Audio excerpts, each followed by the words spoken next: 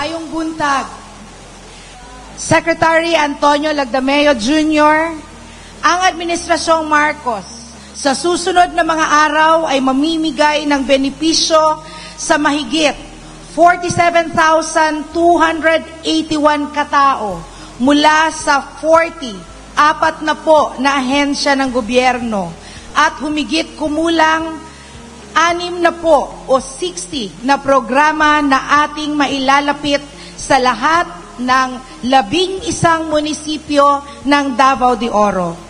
In total, sir, more than 292,507,616 pesos ang maibabahagi sa mga kababayan natin sa ating probinsya. Tunay ngang isang makasaysayang pangyayari itong serbisyo fair para sa probinsya ng Davao de Oro. Sama-sama na tayo tungo sa bagong Pilipinas. Sa ngalan ng lahat ng taga Davao de Oro, maraming salamat po.